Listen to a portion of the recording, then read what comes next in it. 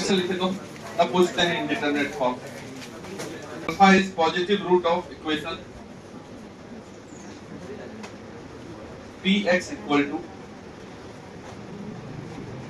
Equation की जगह expression, अच्छा px equal to x square minus x minus 2 equal to 0। ये एक इक्वेशन आया मिंटू भाई आ गया। अल्फा जो है इस इक्वेशन का रूट है, कौन सा रूट है? पॉजिटिव। अगर इस इक्वेशन का नेगेटिव भी रूट है, अगर क्वाड्रेटिक है तो रूट निकालेंगे, दो रूट निकलेगा, उस दोनों में एक पॉजिटिव रूट होगा, वही अल्फा। ठीक, देन वैल्यू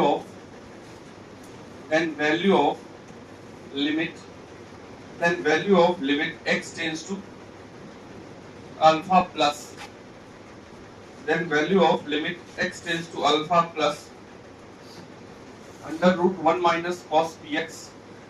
px कौन है? ये वाला एक्सप्रेशन लिखा हुआ है px इक्वल टू, तो वहां वही जाएगा upon x plus alpha minus 4 inch. इस लिमिट का वैल्यू निकालना है, तो क्वेश्चन में जो बात लिखा हुआ है उसको ध्यान दीजिए। क्वाड्रेटिक इक्वेशन है, तो ये जो x square minus x minus 2 है, इसका फैक्टर निकाल सकते हो क्या? बोलो। x प्लस 1 x माइनस 2, सही है ना? तो इससे दो रूट जो निकलेगा वो कौन कौन निकलेगा? माइनस 1 है 2, तो यही वाला पॉजिटिव है, यही अल्फा है, अल्फा पता चल गया। तो x टेंड्स टू जो अल्फा प्लस लिखा हुआ है उसको क्या लिख देंगे? 2 प्लस अल्फा की जगह 2 रख दिए। 1 माइनस cos थीटा क्या होता है? आंसर आया क्या? 3/2। 1 माइनस cos थीटा क्या होता है? तो 2 sin स्क्वायर थीटा बाय 2। तो 1 माइनस cos px है इनटू क्या हो जाएगा? ये जो लिखा हुआ है रूट अंडर तो है ही 2 sin स्क्वायर थीटा बाय 2। थीटा क्या है? px by 2। बोलो। और x अल्फा की जगह 2 रख दीजिए, तो प्लस 2 माइनस 4। देखो यहां तक क्या दिक्कत है? मतलब क्वेश्चन तो आसान ही है, अच्छा हुआ क्वेश्चन है, ठीक है, तो बिल्कुल आसान है। खाली बस क्वाड्रेटिक को फैक्टर किए, और जो हम लोग जानते हैं साइन थीटा अगर रूट के अंदर आ गया, अगर साइन थीटा है यहाँ पे और रूट के अंदर थीटा अगर 0 के पास है, टेंड्स टू 0, तो 0 का आगे है तो ये पॉजिटिव निकलेगा, और 0 के पीछे थीटा है तो नेगेटिव निकलेगा, क्योंकि साइन थीटा 0 प्लस एंगल पे पॉजिटिव होता है फर्स्ट क्वाड्रेंट, और 0 माइनस एंगल पे नेगेटिव। यही अगर cos थीटा यहाँ मॉड में होता और अगर थीटा टेंड्स टू 0 होता तो कोई बात नहीं है, मॉड नहीं लिखेंगे, क्योंकि 0 प्लस पे भी और 0 माइनस पे भी cos पॉजिटिव ही होता है, इसलिए वहां मॉड का कोई रोल नहीं होता है। लेकिन जैसे ही साइन आ गया मॉड में तो हमारा रोल वहां एक्टिव होगा। तो यहाँ पे 2 का रूट क्या हो जाएगा? रूट 2। साइन स्क्वायर का रूट क्या हो जाएगा? ये साइन स्क्वायर px बाय 2 है और इस पे रूट लगा हुआ है। कभी भी स्क्वायर रूट और स्क्वायर को काटते नहीं है, this equal to mod sine px by 2। समझ रहे की बात? तो साइन स्क्वायर का रूट तो मॉड साइन px बाय 2 ऐसा divided by x minus 2, limit x tends to 2 का। अब देखो क्वेश्चन तो पूछा है, लेकिन कोई बच्चा बोल दे कि मिला के पूछा भारी। लिमिट एक ऐसा टॉपिक है जिससे तुम एक क्वेश्चन मार सकते हो, ये मतलब है। तुमको ये भी बात बता दी है कि अगर हम जेई का एग्जाम देंगे तो उसमें एक क्वेश्चन बनाने पर 55-60 के परसेंटाइल में रहता है, एक क्वेश्चन सही अगर बनाने, 0 क्वेश्चन बनाने को 33। अभी भी तो यहाँ इस क्वेश्चन में जैसे हम देख के ये देख पा रहे हैं कि बिल्कुल आसान क्वेश्चन है। अब बस px की जगह क्या लिखोगे तुम? px को देखो ना, तोड़ के रखे हुए, वही तो px है, ये तो px है। फैक्टर देख लेते हैं, रूट 2 साइन x माइनस 2 और x minus plus 1 divided by 2 divided by नीचे है x माइनस 2, और ये मॉड में है एक्चुअल।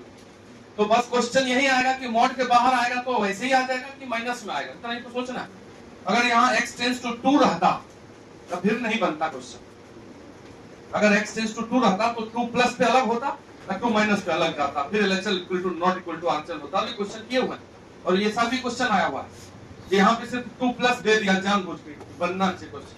तो अगर 2 से प्लस यहाँ रखोगे तो ये अंदर वाला पॉजिटिव होगा कि नेगेटिव? क्योंकि 2 से ज्यादा -2 पॉजिटिव, तो साइन में पॉजिटिव एंगल गया, तो साइन में अगर जरा भी पॉजिटिव एंगल जाएगा sin 1 डिग्री, इसका वैल्यू कितना होगा? पॉजिटिव होगा, तो फर्स्ट क्वाड्रेंट में आ जाएगा। तो यानी कि हम ऐसे देख लिए कि ये तो पॉजिटिव ही आना है, यहाँ 2 रखेंगे तो ये तो पॉजिटिव है, यहाँ रखेंगे तो पॉजिटिव, तो यानी कि मॉड हटा दीजिए डायरेक्ट। अभी समझ में आया? अगले स्टेप में मॉड हट जाएगा, बिल्कुल बात को समझने के लिए। जो मान लो बैठते हैं क्लास में, समझ में आता ही है। अब हम देखते हैं कि x टेंड्स टू 2 प्लस है, यानी कि 2 के जस्ट प्लस है। 2 प्लस मतलब 3 नहीं, 2 के जस्ट एकदम इतना कम आगे है कि नहीं लिख सकते, मन ही सोचो। तो अगर यहां जाके ये 2 रखोगे तो ये 0 होगा कि नहीं एंगल? तो साइन उड़ा देते हैं। जब साइन थीटा का थीटा टेंड्स टू 0 हो तो देन इसको हम थीटा ही लिख देते थे, कल भी लिखे हैं कितना। तो हम साइन ही हटा देंगे अगले स्टेप। तो अगले स्टेप में ये क्या हो जाएगा? √2 साइन हटाइए x - 2 x + 1 अपॉन 2, फिर से अपॉन x - 2। x - 2 हो गया। ये क्यों उड़ा? क्योंकि एग्जैक्ट 0 नहीं है। लिमिट का क्वेश्चन समझना है बात। ये जो काट दिए हम, ये कहाँ काट दिए हैं?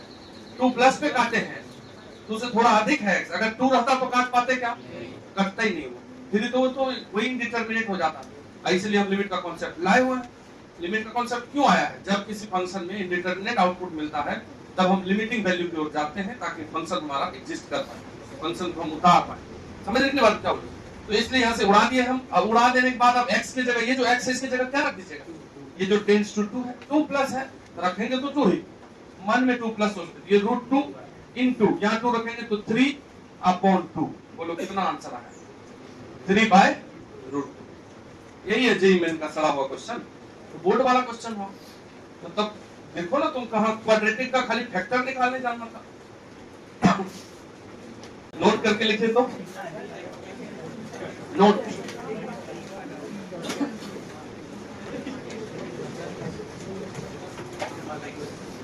लिखे? नोट में लिखो कि यदि if limit x tends to a fx plus gx, देखो क्या लिखा है। यदि दो फंक्शन के प्लस का लिमिट एग्जिस्ट करता है, if limit x tends to a fx plus gx exist. Question ये हम पूछ लेते हैं तुमसे कि यदि ये दो फंक्शन है और दोनों के प्लस का लिमिट एग्जिस्ट कर सकता है तो क्या दोनों का लिमिट अलग अलग एग्जिस्ट करना जरूरी है? ये क्वेश्चन है, और इससे theory based question SSL region में आ चुका है। आपको अगर लिखवाते हैं इसको, ठीक, हम देख लेते हैं। तो अगर दो फंक्शन का प्लस है और उसका लिमिट एग्जिस्ट कर रहा है तो क्या दोनों का अलग अलग एग्जिस्ट करना अनिवार्य है? ये क्वेश्चन कर रहे हैं, ठीक है। बताओ कौन बताएगा? नहीं तो कैसे नहीं, ये भी बताना पड़ेगा। हाँ तो फिर तब आसान है। मतलब हम ये बोल रहे हैं कि दो फंक्शन है, दोनों का प्लस का लिमिट एग्जिस्ट कर रहा है किसी खास पॉइंट पे, तो क्या दोनों का करना जरूरी है उस पॉइंट पे अलग अलग? ये नहीं करेगा तो चलेगा, यही पूछ रहा है। लिख लीजिए थोड़ी, यहां लिखा हुआ exist, then we can have following cases, then we can have following cases. तब हम इस प्रकार से सोच सकते हैं, अगर दो फंक्शन का प्लस का लिमिट एग्जिस्ट करता है,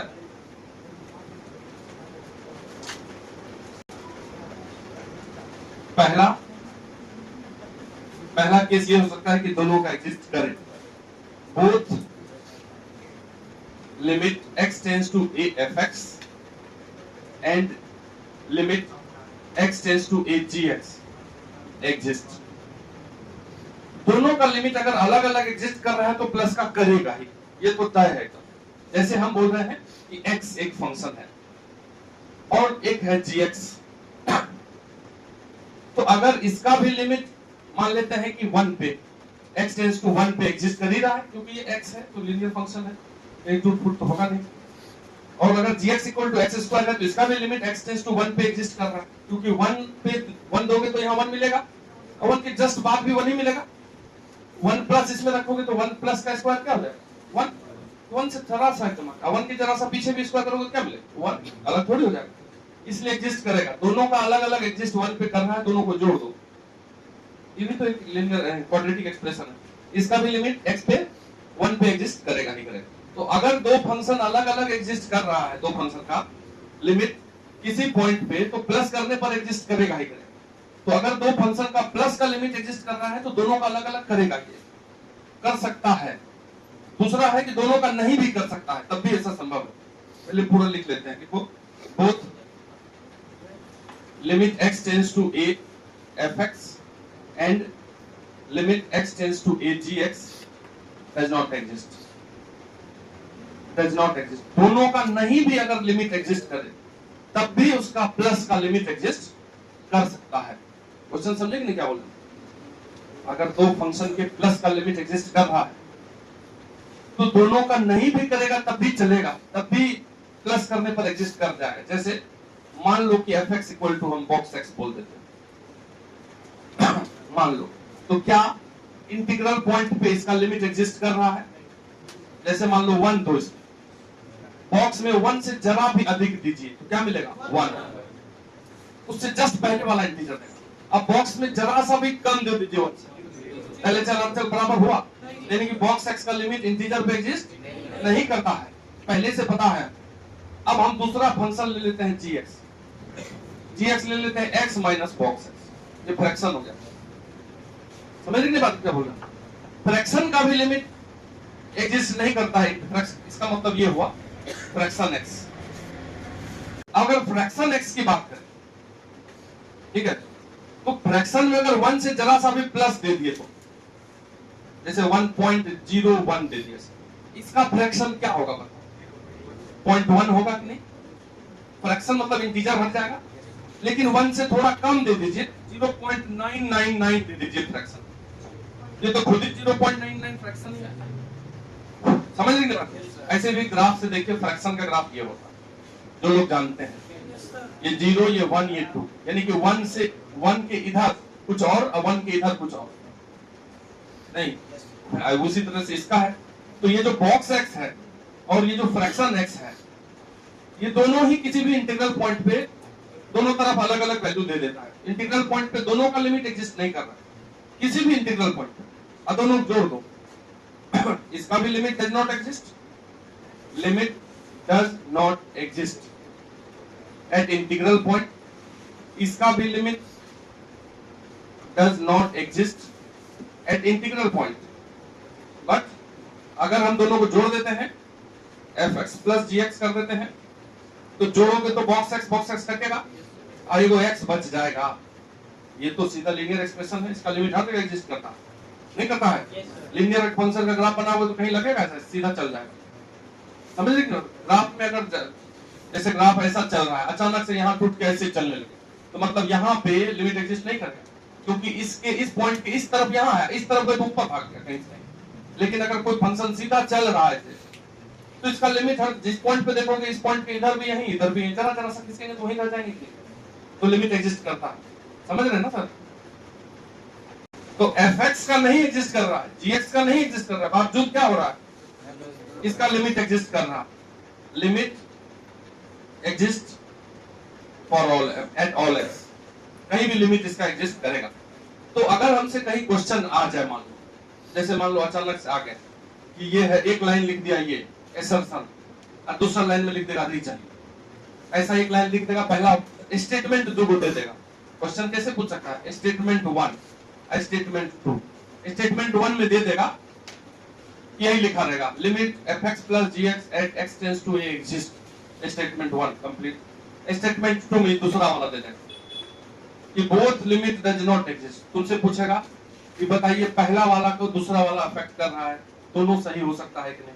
इस टाइप से कुछ कुछ ऑप्शन बना के देता है ना क्वेश्चन। तो अगर हम इस बात को नहीं समझेंगे तो हड़बड़ी में हमको लगेगा कि यदि दोनों का प्लस का लिमिट एग्जिस्ट कर रहा है तो दोनों का कर ही रहा है, यही होगा, ये वाला हो ही नहीं सकता, ऐसा मन में आएगा।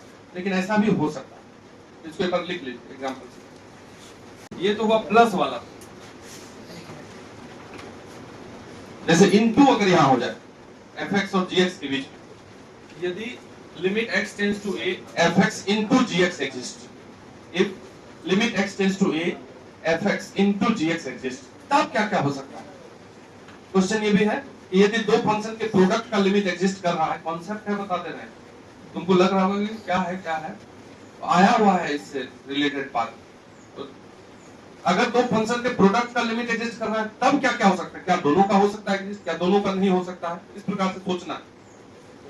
यदि दो फंक्शन है fx equal to this and gx equal to this, और दोनों का लिमिट एग्जिस्ट कर रहा है तो प्रोडक्ट करेंगे तो x क्यूब हो जाएगा, उसको क्या दिक्कत होगा, लिमिट एग्जिस्ट करेगा ही ना x क्यूब का भी, ठीक है, वो भी तो सिंपल सा ही एक्सप्रेशन हुआ।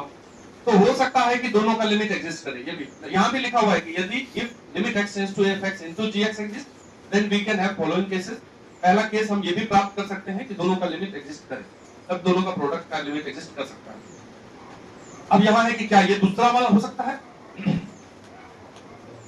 कि इसका भी नहीं करे और इसका भी नहीं करे लेकिन प्रोडक्ट का करे, ऐसा हो सकता है क्या, सोच के बताओ, बोलो ना। अरे तो दिमाग को चलाना है कि एग्जांपल मन में सोचना है तुमको कि मान लेते हैं कि हम fx equal to box x है, पता ही है कि इसका लिमिट एग्जिस्ट नहीं करता है, पता है ना, अभी भी तो देखे। तो क्या gx इक्वल टू यदि हम ये लिख दें 1 बाय बॉक्स x, इसका भी तो लिमिट एग्जिस्ट नहीं करेगा, बॉक्स x का नहीं करेगा तो 1 बाय बॉक्स x कैसे करेगा, क्या ये भी तो उल्टे पुल्टे हो जाएगा। लेकिन दोनों का प्रोडक्ट को देख लो, यहां से अगर हम fx इनटू gx कर दें तो वो तो कांस्टेंट फंक्शन हो जाएगा, उसका लिमिट हमेशा एग्जिस्ट करेगा, नहीं करेगा, ये भी केस हो सकता है। क्या ऐसा हो सकता है कि एक का करे और एक का नहीं करे, कोई प्लस वाले में यदि fx का लिमिट एग्जिस्ट नहीं करे और gx का लिमिट एग्जिस्ट करे, यदि ऐसा एग्जांपल ले, मान लो इसका लिमिट एग्जिस्ट कर रहा है, इसका लिमिट नहीं एग्जिस्ट कर रहा, तो प्लस का तो करेगा नहीं किसी तरीके से। मतलब अगर fx और प्लस gx है तो एक का लिमिट एग्जिस्ट कर रहा है और दूसरे का लिमिट नहीं एग्जिस्ट कर रहा है, तो ओवरऑल तो नहीं ही किया, समझ लेंगे। जैसे दो सब्जेक्ट का एग्जाम दे रहे हैं, दोनों में पास करना जरूरी है, एक में 100 नंबर लिया, एक में फेल कर गए तो फेल मानने जाओ, जैसे जेईई एडवांस होता है उसमें सभी सब्जेक्ट का कट ऑफ क्लियर होना चाहिए, एक में अगर टॉप मार दिया दूसरे में तुम गायब हो गए तो नहीं होगा। तो उस प्रकार से यदि मान लो कि क्या ऐसा संभव है कि एक का लिमिट एग्जिस्ट करे और दूसरे का लिमिट नहीं एग्जिस्ट करे और उनके प्रोडक्ट का लिमिट एग्जिस्ट कर जाए, ऐसा पॉसिबल है क्या? एक मिनट आते हैं।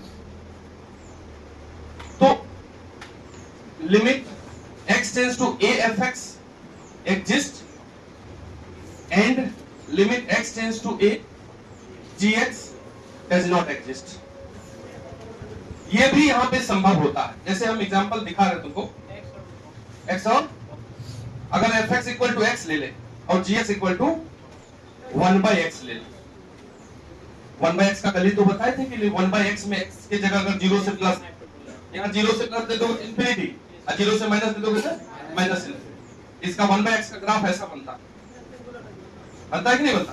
ये कल बताए थे कि 0 के आगे जाते ही इंफिनिटी है, 0 के पीछे जाते ही माइनस इंफिनिटी। कुछ बेसिक फंक्शन क्लियर होना चाहिए कि किसका लिमिट डायरेक्ट एग्जिस्ट करता है कि नहीं करता, ये सब एकदम दिमाग में होना चाहिए। अगर इनका प्रोडक्ट निकालो तो fx into gx तो 1 आएगा नहीं है, यानी कि ये इनटू वाला तुमको क्लियर होना चाहिए कि अगर दो फंक्शन का into product, if product of two function if limit x tends to a fx and gx exist, then हमारे पास ये तीन केसेस पॉसिबल है। अब सम बारे में कितना था, 2 ही था, और इससे डायरेक्ट क्वेश्चन आया, हम क्वेश्चन बैंक देखे हुए देखिए डायरेक्ट एकदम एसएसएन रीजन का क्वेश्चन था और बच्चा इतना सोच ही नहीं पा रहा, नया जैसे जिसको नहीं आ रहा है तो तीनों केस नहीं सोच पाएगा। एक बार हम देख लिए और अगर कभी भी आएगा तो देखेंगे, इसको जल्दी से नोट कीजिए। लिखिए क्वेश्चन लिखो, if fx equal to,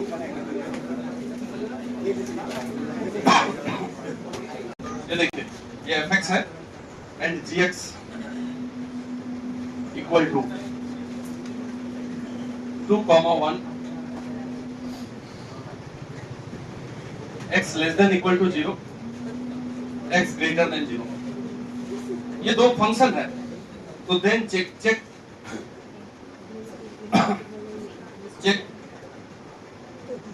existence of limit, then check existence of limit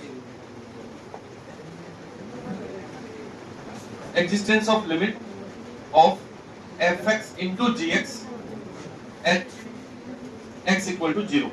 Check existence of limit of fx into gx at x equal to 0।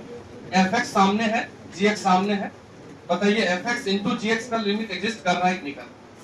अच्छा एक बात बताओ, fx का ग्राफ बताइए, कुछ लोग नहीं समझ पा रहे। fx इक्वल टू 1 जब x लेस देन 0, तो 0 से इधर fx 1 है, ये लीजिए 1 ऊंचाई पे एक बना दे। fx equal to 2 when x is greater than 0, जैसे ही हम 0 से इधर आते हैं fx 2 हो जाता है, ये देखिए। अब 0 से बड़ा पे 2 हो रहा है, 0 पे नहीं है तो घोलो व्हाइट सर्कल। ये fx का ग्राफ क्लियर है? ये किसका ग्राफ है? fx। 1 है इधर और 2 है उधर। इसी प्रकार से gx है, इसी के नीचे बना दे। gx में 2 है इधर, लेस देन 0 पे क्या है gx? लेफ्ट साइड 2 और राइट साइड 1, यहां y, ये नीचे वाला फंक्शन gx।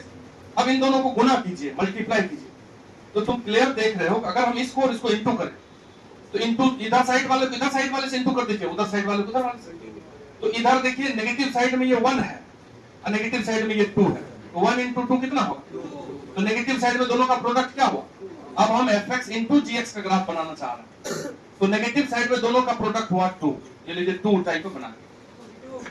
अब पॉजिटिव साइड में ये है 1, ये है 2, तो फिर इन दोनों का प्रोडक्ट क्या हो जाएगा? तो पॉजिटिव साइड में भी 2, तो कंटिन्यू हो जाएगा, एक स्ट्रेट लाइन बन गया, सीधा रेखा बन गया, कहीं टूट नहीं रहा है, ब्रेक नहीं हो रहा, तो इसलिए लिमिट एग्जिस्ट कर रहा है। तो यहाँ इस एग्जांपल को देने का यही अर्थ है कि अगर दो फंक्शन, अब इसका fx का लिमिट 0 पे नहीं एग्जिस्ट कर रहा, क्योंकि 0 के जस्ट इधर ये 1 है और 0 के जस्ट उधर वो 2 है।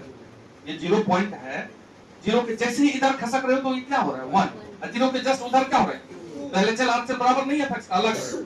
gx में भी वही खेल हो रहा है, इस साइड 2 है, उस साइड 1 है, तो gx का भी लिमिट, लेकिन जब दोनों का प्रोडक्ट देख रहे हैं तो हर हमेशा 2 ही आ रहा है। तो इस एग्जांपल से भी ये क्लियर है कि दो अलग अलग फंक्शन जिसका अलग अलग लिमिट नहीं एग्जिस्ट कर रहा है किसी पॉइंट पे, लेकिन प्रोडक्ट करने के बाद लिमिट एग्जिस्ट कर रहा है, इसलिए लिखा हुआ है।